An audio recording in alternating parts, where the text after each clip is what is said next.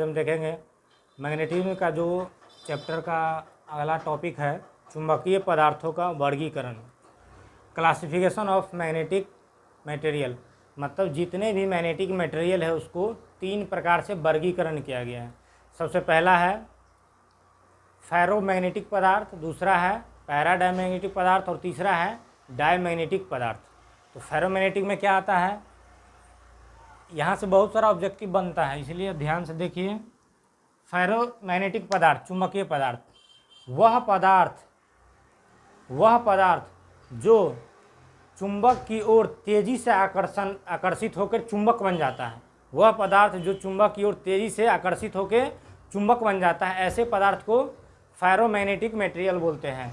जैसे लोहा, nickel, cobalt, फौलाद मतलब स्टील, ये सब क्या है, फेरोमैग्नेटिक है, ये आसानी से चुंबक बन जाता है। और फेरोमैग्नेटिक पदार्थ के चुंबकशीलता का मान इकाई से बहुत अधिक होता है, 1000 तक होता है। मतलब 1 से 1000 तक होता है चुंबकशीलता का मान। ये एग्जाम में आता है चुंबकशीलता, ठीक है, किसी में भी पूछ सकता है, फेरोमैग्नेटिक का, पैरामैग्नेटिक का या डायमैग्नेटिक का। बोलेगा चुंबकशीलता का मान बताइए, तो फेरोमैग्नेटिक का चुंबकशीलता का मान इकाई से बहुत अधिक होता है, 1000 तक होता है, ठीक है। पैरामैग्नेटिक में इकाई से थोड़ा अधिक होता है और डायमैग्नेटिक में इकाई से कम होता है, ठीक है। ये चुंबकशीलता का बात है। नेक्स्ट आते हैं पैरा चुंबकीय पदार्थ क्या होता है। तो फेरोमैग्नेटिक क्या हुआ, चुंबक की ओर तेजी से आकर्षित होकर चुंबक बन जाएगा। पैरामैग्नेटिक में क्या होगा, वह पदार्थ जो चुंबक की ओर बहुत ही अल्प मात्रा में आकर्षित होता है, नहीं के बराबर, ठीक है। वो चुंबक नहीं बनता है लेकिन चुंबकीय बल रेखाओं की संख्या में थोड़ा बहुत वृद्धि कर देता है, ठीक है।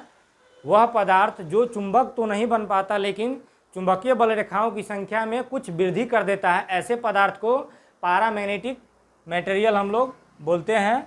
जैसे तांबा हो गया, एल्युमिनियम हो गया, चांदी हो गया, प्लेटिनम हो गया, वायु हो गया। और इस प्रकार के पदार्थ का चुंबकशीलता का मान इकाई से कुछ अधिक होता है, ठीक है। नेक्स्ट आता है डायमैग्नेटिक पदार्थ। डायमैग्नेटिक पदार्थ वह पदार्थ जो चुंबक की ओर आकर्षित नहीं करता है, जहाँ तक विकर्षण करता है, चुंबक की ओर क्या करता है, रिपेल करता है, धक्का देता है, ठीक है। और मुख्य जो चुंबक होगा उसमें चुंबकीय बल रेखाओं की संख्या में क्या कर देगा, कमी कर देगा। चुंबक का विपरीत फोर्स लगाएगा, चुंबकीय बल रेखाओं की संख्या में कमी कर देगा, चुंबक नहीं बनेगा। ऐसे पदार्थ को डायमैग्नेटिक बोलते हैं, जैसे बिस्मथ, एंटीमनी, जल, ठीक है। और इस प्रकार के मटेरियल का चुंबकशीलता का मान इकाई से कुछ कम होता है। नेक्स्ट है फैराडे के इलेक्ट्रोमैग्नेटिक इंडक्शन। फैराडे के इलेक्ट्रोमैग्नेटिक इंडक्शन का 2 नियम। प्रथम नियम क्या कहता है, प्रथम नियम ये कहता है कि किसी चालक में जो फ्लक्स उत्पन्न हो रहा है, किसी चालक में चलने वाली फ्लक्स में अगर परिवर्तन होता है तो उस चालक में क्या हो जाएगा, ईएमएफ उत्पन्न हो जाएगा। समझ में आ रहा बात। इसको समझने के लिए एक छोटा सा देखते हैं। मान लीजिए यहाँ पे 2 मैग्नेट हैं, ठीक है, एक का इधर नॉर्थ सिरा है, दूसरे का साउथ सिरा है। इसके बीच में हम एक चालक रखते हैं, ये चालक पदार्थ है हमारा। तो क्या होगा, जो हमारा फ्लक्स है वो अपना रास्ता पूरा करेगा, नॉर्थ से साउथ हो जाएगा। और इस चालक बीच में रखा हुआ है तो चालक से होके गुजर रहा है फ्लक्स, चालक से होके क्या गुजर रहा है, फ्लक्स। तो फैराडे का इलेक्ट्रोमैग्नेटिक इंडक्शन यही कहता है कि किसी चालक में से होकर जाने वाली फ्लक्स में अगर परिवर्तन होता है तो उस चालक में क्या हो जाएगा, ईएमएफ उत्पन्न हो जाएगा। तो भाई इसका जो फ्लक्स है इसके मात्रा में परिवर्तन कराना है, तो यहाँ पर चालक को क्या करेंगे, हम रोटेट कराएंगे, ठीक है। जैसे ही चालक को रोटेट कराते हैं तो फ्लक्स में परिवर्तन होगा, फ्लक्स में जैसे परिवर्तन होगा तो इस चालक से क्या हो जाएगा, ईएमएफ उत्पन्न होगा। जो हमारा जनरेटर है इसी सिद्धांत पे काम करता है। जनरेटर जो है फैराडे के विद्युत चुंबकीय सिद्धांत पर ही काम करता है।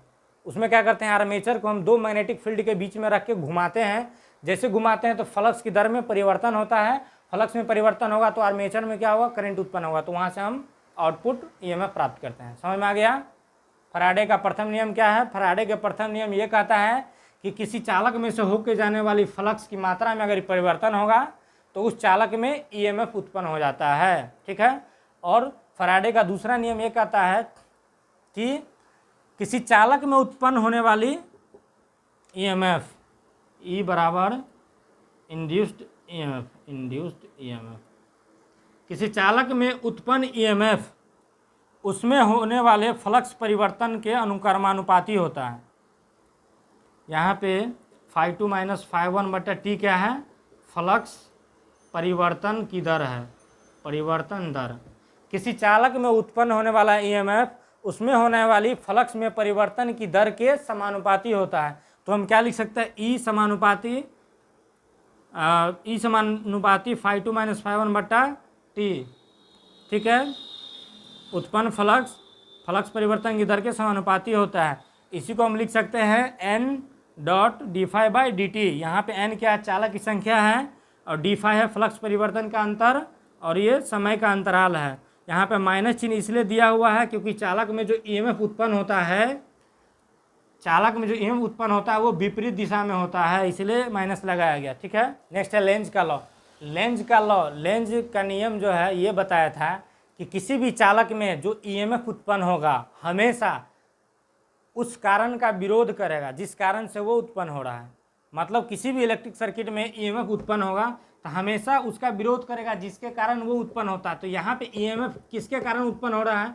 फ्लक्स में परिवर्तन के कारण उत्पन्न हो रहा है। तो ये जो उत्पन्न होगा ईएमएफ ये हमेशा किसका विरोध करेगा?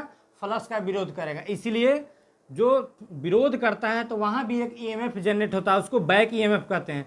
जब जनरेटर चैप्टर पढ़ेंगे तो आगे समझना होता है बैक ईएमएफ क्या होता है, ठीक है। तो लेंज के नियम से ही बैक ईएमएफ उत्पन्न होता है। लेंज के नियम क्या कहता है?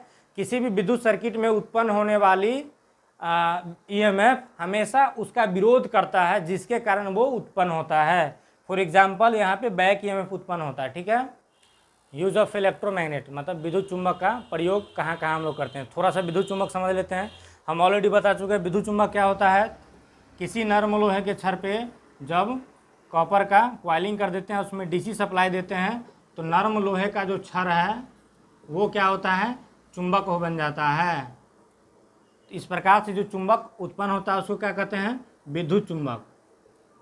और ये विद्युत चुंबक तब तक बना रहता है जब तक इसमें डीसी सप्लाई चालू है। जैसे डीसी सप्लाई बंद होगा इसमें चुंबकत्व का गुण समाप्त हो जाएगा, फिर से ये वापस नर्म लोहा बन जाएगा। तो इसका जो इलेक्ट्रोमैग्नेट हुआ, ये इलेक्ट्रोमैग्नेट का इस्तेमाल जो है कहाँ कहाँ होता है? विद्युत घंटी में जो हम बेल बजाते हैं इलेक्ट्रिक का, उसमें इलेक्ट्रोमैग्नेट ही तैयार होता है। क्या होता है? यहाँ पे एक अलग से लोहा का लीवर डाला रहता है। जैसे उसमें सप्लाई स्विच ऑन करते हैं, घंटी में सप्लाई आता है तो ये मैग्नेट बनता है। मैग्नेट बनेगा तो इस लोहा को इस पर खींचता है और लोहा में लोहा जाकर टकराता है तो वहाँ से क्या होता है? आवाज़ निकलता है। इस प्रकार से विद्युत घंटी काम करता है। बजर भी ऐसे ही काम करता है। नेक्स्ट है चुंबकीय रिले। रिले में क्या होता है?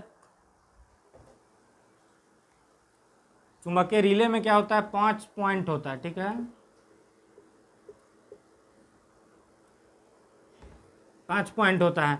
ये जो इस दोनों हमारा क्वाइल होता है, ये हमारा क्वाइल होता है, ये इनपुट होता है, एक एनओ होता है, एक एनसी होता है। तो यहाँ जो हम इनपुट, यहाँ पर जो हम करंट देते हैं, इस करंट को हमको एनओ में भेजना है। तो क्या करते हैं? ये जो हमारा क्वाइल है यहाँ पे इलेक्ट्रोमैग्नेट बना रहता है, लोहा के ऊपर क्वाइल रहता है। जैसे ही इसमें सप्लाई देंगे तो क्या करेगा? लोहा बनेगा, मतलब मैग्नेट बनेगा लोहा, तो इसको अट्रैक्ट करेगा, एनसी को अट्रैक्ट करेगा। तो ये जो करंट है इसमें आकर लोहा यहाँ पे बीच में ऐसे रहता है लोहा।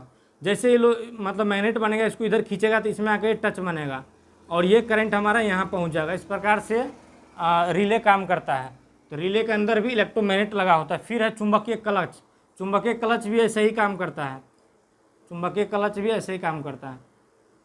मान लीजिए इसमें कॉइलिंग के वहाँ डीसी सप्लाई जैसे देंगे, ये मैग्नेट बनेगा। जैसे मैग्नेट बनेगा तो यहाँ पे बगल में लोहे का पत्ती रहता है, इसको खींचता है, इसमें जैसे सटेगा तो हमारा सर्किट को क्या करेगा? क्लोज कर देगा। तो इस प्रकार से विद्युत चुंबक का इस्तेमाल होता है। और ये इलेक्ट्रोमैग्नेट चैप्टर ख़त्म हुआ। फिर नेक्स्ट चैप्टर हम बहुत जल्द बनाएंगे। तो मिलते हैं फिर नेक्स्ट वीडियो में। तब तक के लिए जय हिंद।